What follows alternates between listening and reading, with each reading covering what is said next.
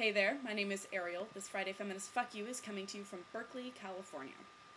So this week's goes out to Philip Garrido, who is 58 years old, and kidnapped J.C. Lee Dugard when she was 11 years old, and has been keeping her in his backyard for the last 18 years, raping her, fathered 2 children by her, the first of whom was born when she was only 14.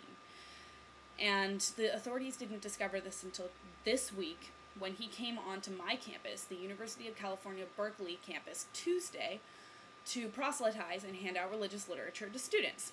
And at UC Berkeley, we pride ourselves on inclusiveness. We have familiar characters on campus, like the Joshua Man, who will yell in Hebrew at God, and the Bicycle Man, who will engage in conversation with students, but mainly just dress up in costumes and tinfoil and lay on his back in the middle of campus, pretending to ride a bicycle.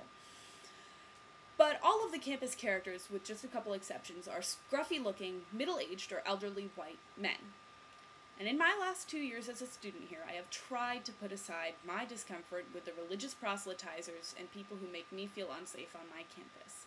Some among the progressive community fight to extend an assumption of good intention and respect for the homeless, the non-students, and the community members around campus. This is largely in response to the problematic stereotypes surrounding the city areas around Berkeley. Within the student government, as well as the university administration, there's a lot of hostility and fear of city residents, primarily people of color, and heavy characterization of Oakland, California as ghetto. So safety means different things for different people. For some university administrators, it means safety of our students from people from Oakland. For trans-identified or genderqueer students, it can mean the presence of gender-neutral restrooms. For undocumented students, it can mean hoping that the Immigrations and Customs Enforcement won't be on campus to pull them out of class that day. For some students of color, it means safety from the UC Police Department. And for me, it means the safety of the UC Police Department so that I can avoid heart-pounding encounters when I walk home alone at night.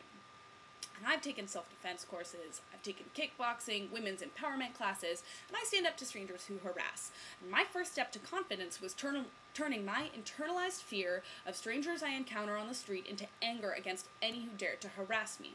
But as a feminist, I rue the fact that I even have this initial fear at all. Some of my friends walk alone with no fear, even listening to their MP3 players, never glancing over their shoulders at night. And in discussions with other feminists, though, a pattern emerged. A lot of women evaluate men on the street by how he could cause her bodily harm.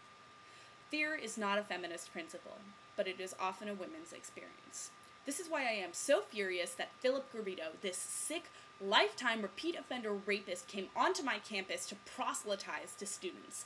He could be that scruffy-looking, middle-aged, white religious nut I ignore every day on my way to class. And I believe that feeling safe wherever I am is a feminist principle.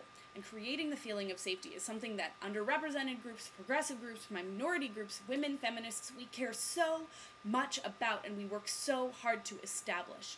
So this man comes along and gives me one more reason to be scared. Not only when I'm walking home alone at night, but when I'm walking through my campus in the middle of the day. And in this sense, everything this subhuman creep did, from the rape and kidnapping to forcing women in my community to further internalize our fear of strangers that we meet, is anti-feminist. So Philip Garrido, fuck you.